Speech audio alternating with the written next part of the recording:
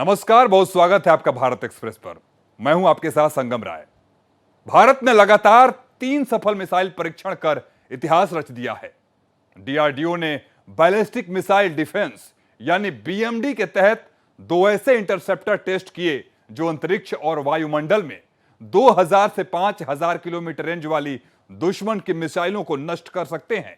इसके साथ ही पहली बार नौसैनिक एंटीशिप मिसाइल का भी सफल परीक्षण किया गया, जिससे भारत अब उन खास देशों के ग्रुप में शामिल हो गया है जिनके पास ऑपरेशनल लेवल की बैलिस्टिक मिसाइल डिफेंस क्षमता है।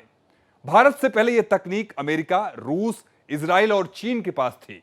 देखिए हमारी खास रिपोर्ट।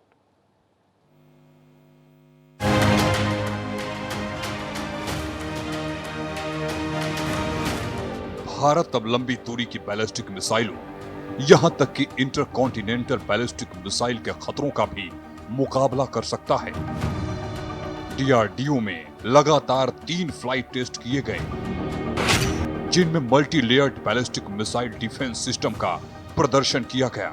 इसमें इंटरकॉन्टिनेंटल बैलिस्टिक मिसाइल क्लास तक के खतरों समेत बैलिस्टिक मिसाइलों को रोकने और बेअसर करने की क्षमता भी शामिल है।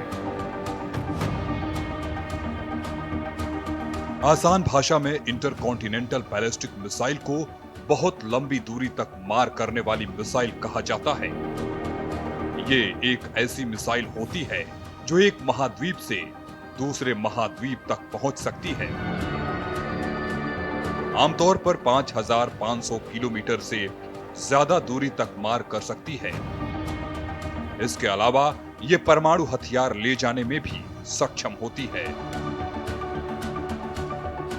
ये मिसाइल रॉकेट की तरह ऊपर अंतरिक्ष की ओर जाती है, फिर बहुत ऊंचाई से पृथ्वी की ओर लौटती है और बहुत तेज स्पीड से टारगेट पर हमला करती है। इसी वजह से इसे दुनिया के सबसे शक्तिशाली रणनीतिक हथियारों में गिना जाता है। वहीं मल्टीलेयर्ड बीएमडी का काम दुश्मन की बैलिस्टिक मिसाइल को उसके टारगेट तक पहुंचने से पहले ही मार गिराना है। ये कई लेवल पर काम करता है। जैसे पहले रडार मिसाइल का पता लगाते हैं, कमांड सेंटर खतरे का आकलन करता है। इसके बाद इंटरसेप्टर मिसाइल छोड़ दी जाती है जो हवा में जाकर दुश्मन की मिसाइल को नष्ट कर देती है। बात लेयर्ड मिसाइल डिफेंस की करें तो अगर पहले इंटरसेप्टर मिसाइल लक्ष्य को नष्ट नहीं कर पाती तो दूसरी परत एक्टिव हो जाती है, यानी एक डिफेंस लेयर फेल हो जाए तो दूसरी लेयर मौजूद रहती है।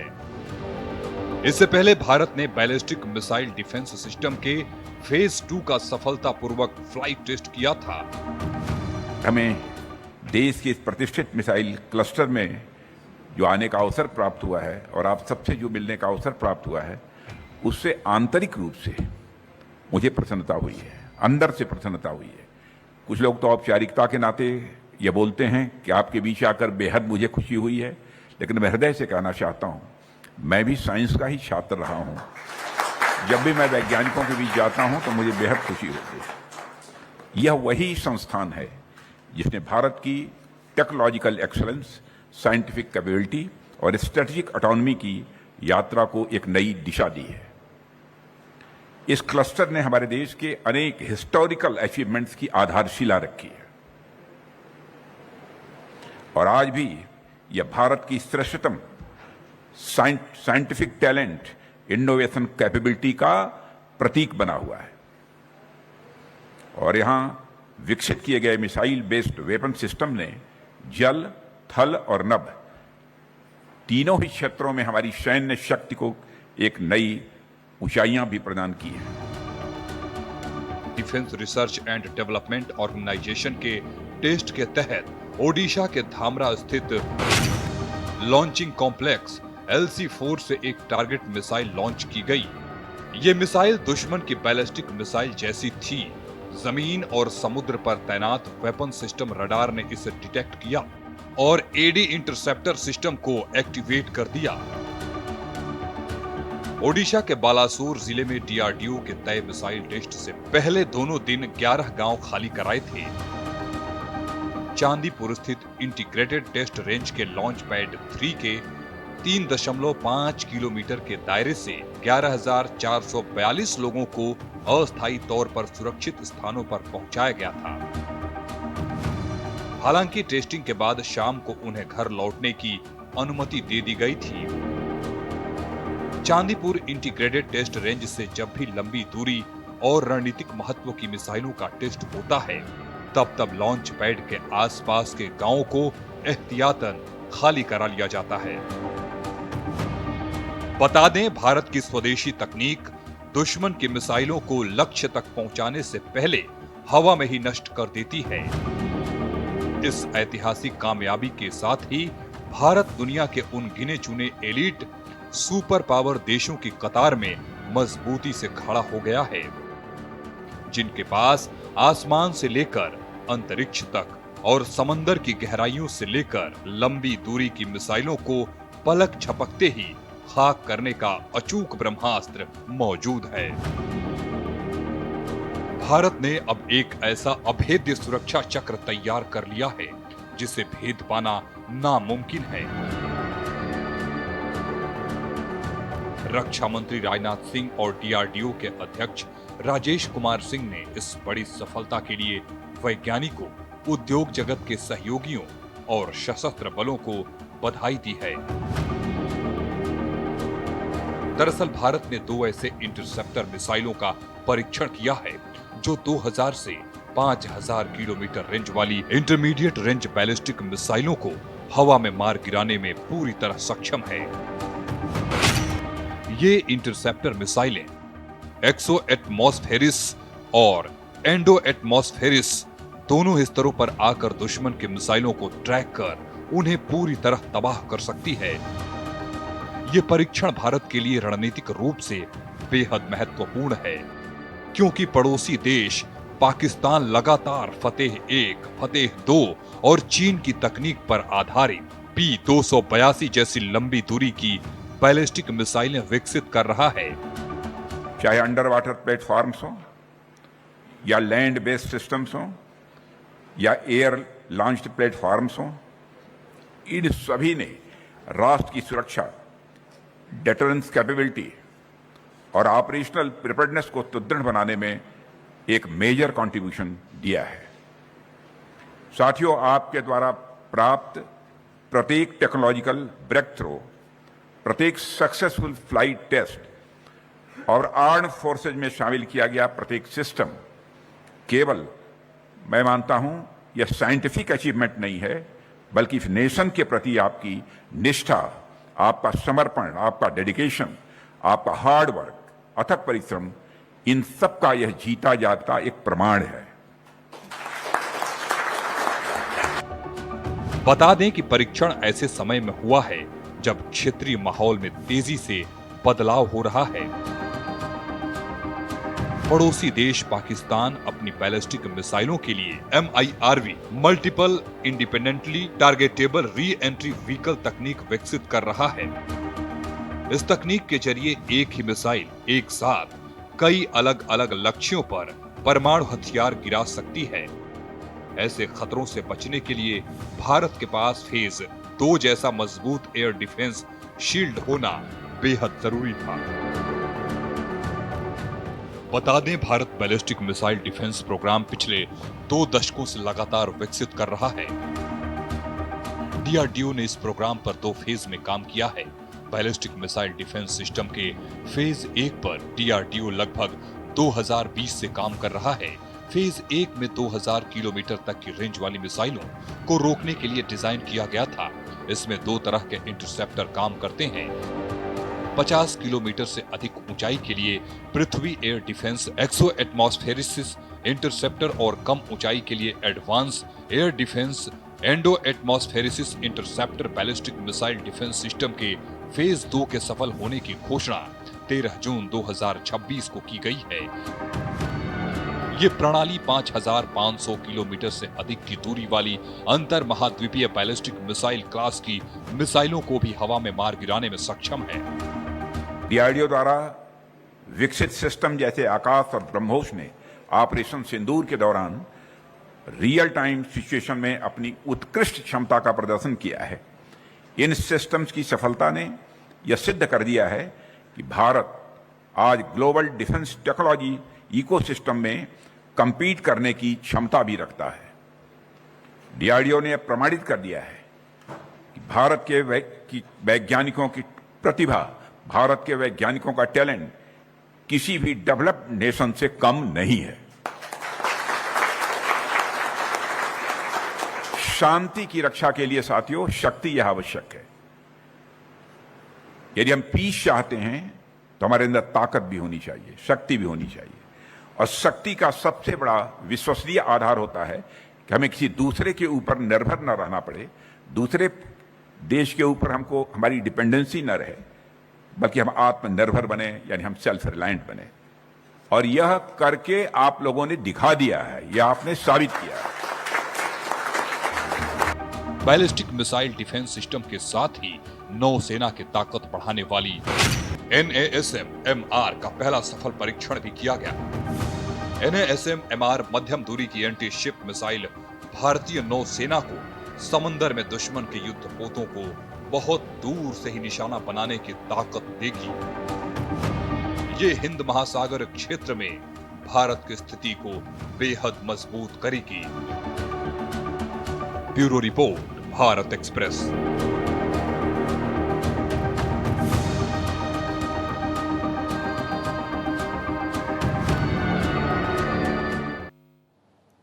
रक्षा मंत्री राजनाथ सिंह ने इस ऐतिहासिक सफलता के लिए डीआरडी को बधाई दी है। वहीं डीआरडीओ के चेयरमैन राजेश कुमार सिंह ने वैज्ञानिकों के प्रयास की सराहना की है। राजनाथ सिंह ने स्वदेशी प्रोजेक्ट कुशा वायु रक्षा प्रणाली को भारत की सुरक्षा के लिए गेम चेंजर बताया। इसकी तुलना गोवर्धन पर्वत से की। देखिए ये रिपोर्ट।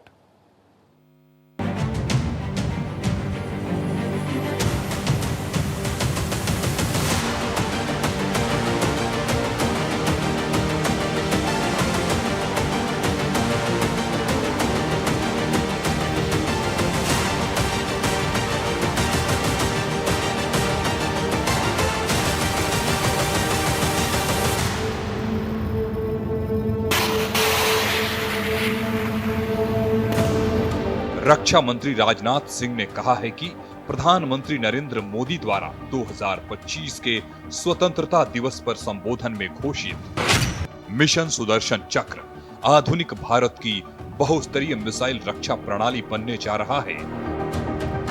राजनाथ ने कहा कि ये प्रणाली न केवल सैन्य ठिकानों और अहम बुनियादी ढांचों की रक्षा करेगी, बल्कि नागरिक बुनियादी ढांचे और महत्वपूर्ण प्रतिष्ठानों की सुरक्षा भी सुनिश्चित करेगी। उन्होंने कहा कि इस प्रणाली में जरूरत पड़ने पर निर्णायक प्रहार करने की क्षमता होगी और इसकी 3 स्तरीय सुरक्षा व्यवस्था नागरिकों की सुरक्षा को प्राथमिकता देगी। उन्होंने कहा कि ये प्रणाली मजबूत सुरक्षा कवच प्रदान करने के लिए तैयार की गई है। वहीं रक्षा मंत्रालय के बयान के अनुसार रक्षा मंत्री ने डीआरडीओ के मिसाइल सिस्टम और स्ट्रेटेजिक सिस्टम क्लस्टर की सराहना करते हुए कहा, इसने भारत की तकनीकी उत्कृष्टता, रणनीतिक आत्मनिर्भरता और राष्ट्रीय सुरक्षा में महत्वपूर्ण योगदान दिया है। आज मिडिल ईस्ट के कॉन्फ्लिक्ट जोन में भी आप देख रहे हैं कि जब एक दूसरे पर हमले हो रहे हैं तब एयर डिफेंस की कितनी वाइटल रोल सामने आ रही है। ऐसे समय में कुशा प्रोग्राम का हैदराबाद की धरती पर होना, मैं मानता हूं, अपने आप में देश की सुरक्षा की दिशा में एक बड़ा माइलस्टोन है। साथियों, हमारे प्रधानमंत्री जी ने भी पिछले 15 अगस्त को लाल किले के प्राचीर से मिशन सुदर्शन चक्र की घोषणा की थी। जैसा कि हम सब जानते हैं कि सुदर्शन चक्र स्वयं भगवान कृष्ण का सबसे पावरफुल अस्त्र था। सबसे पावरफुल वेपन यदि भगवान कृष्ण के पास कोई था तो सुदर्शन चक्र था। और अब उसी प्रारूप में मिशन सुदर्शन चक्र आधुनिक भारत का एक multi level missile defence system बनने जा रहा है। और कुशा की इसी मिशन का एक बेहद इंपॉर्टेंट कंपोनेंट होगा। दूसरी तरफ रक्षा मंत्री राजनाथ सिंह ने स्वदेशी प्रोजेक्ट कुशा वायु रक्षा प्रणाली को भारत की सुरक्षा के लिए एक परिवर्तनकारी संपत्ति बताते हुए इसकी सुरक्षा क्षमता की तुलना प्रसिद्ध गोवर्धन पर्वत से की है। रक्षा मंत्री ने लंबी दूरी की सतह से हवा में मार करने वाली मिसाइल रक्षा प्रणाली यानी प्रोजेक्ट कुशा के रणनीतिक महत्व को रेखांकित करते हुए कहा कि आज मैं भविष्यवाणी करता हूं कि प्रोजेक्ट कुशा भारत की सुरक्षा परिदृश्य के लिए गेम चेंजर होगा। तेलंगाना में डीआरडीएल में उन्नत हथियार प्रणाली परिसर के उद्घाटन समारोह को संबोधित करते हुए रक्षा मंत्री राजनाथ सिंह ने बताया कि इस प्रणाली ने पहले ही ऑपरेशन सिंदूर के दौरान अपनी प्रभावशीलता साबित की है, जो 2025 में एक आतंकवादी हमले के बाद शुरू किया गया था। राजनाथ सिंह ने आगे कहा, ये एक विश्व स्तरीय स्वदेशी वायु रक्षा प्रणाली है जिसने ऑपरेशन सिंदूर के दौरान अपनी महत्ता साबित की है। इसके लिए और किसी प्रमाण की आवश्यकता नहीं है। जैसे गोवर्धन पर्वत ने द्वापर युग में ब्रज क्षेत्र की रक्षा की, वैसे ही हमारी वायु रक्षा प्रणाली ने उस समय पूरे क्षेत्र के लिए सुरक्षा छाता प्रदान किया। साथियों, प्रोग्राम कुशा वास्तव में भारत के सिक्योरिटी सिनेरियो में एक गेम चेंजर साबित होने वाला है। मैं इसको प्रिडिक्ट कर रहा हूं आज ही। और ये अपनी क्षमता में world class indigenous air defence system है। World class indigenous air defence system है। और इस तरह के इक्विपमेंट हमारे लिए क्यों जरूरी है, इसका महत्व हमें ऑपरेशन सिंदूर के दौरान देखने को मिल गया है। अब किसी प्रमाण की कोई जरूरत नहीं है। साथियों, उस दौरान जब आसमान से तरह तरह के खतरे हमारी सीमाओं पर मंडरा रहे थे और हमारी एयर डिफेंस सिस्टम ने जिस तरह दुश्मनों के इरादे को नाकाम किया था, वह इनक्रेडिबल था। जैसे द्वापर युग में आपने पढ़ा होगा, द्वापर युग में गोवर्धन पर्वत ने पूरे ब्रज की रक्षा की थी, वैसे ही हमारे एयर डिफेंस सिस्टम ने उस दौरान पूरे क्षेत्र को एक सुरक्षित अम्ब्रेला प्रदान किया था। डीआरडीओ द्वारा विकसित की जा रही मिसाइल प्रणाली प्रोजेक्ट कुशा असल में रूस के S-400 को टक्कर देने के लिए डिजाइन की है और इसमें 3 इंटरसेप्टर वेरिएंट 150 किलोमीटर, 250 किलोमीटर और 400 किलोमीटर रेंज शामिल हैं, जो स्टेल्थ विमानों, ड्रोन और हाइपरसोनिक हथियारों के खिलाफ सुरक्षा प्रदान करते हैं। इसे 2028-2030 के आसपास तैनात किए जाने की योजना है। Bureau report, Bharat express.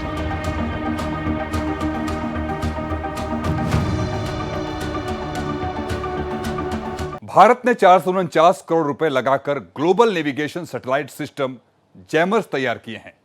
Electronic warfare की दुनिया में गेम चेंजर माना जा रहा है इन्हें।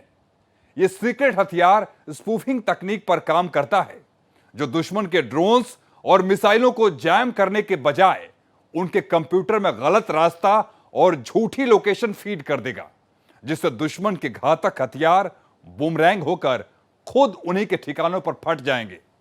यह स्वदेशी ब्रह्मास्त्र एक साथ चीन के वायडू और अमेरिकी जीपीएस को एक ही समय में अंधा करने की ताकत रखता है। देखिए ये रिपोर्ट।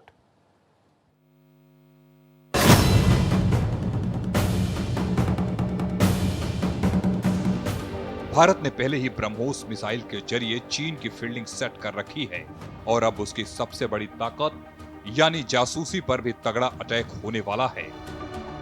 अब वो जमाना आ चुका है जब युद्ध मिसाइलों और बारूद से नहीं, बल्कि सिग्नलों और तरंगों से जीते जाते हैं।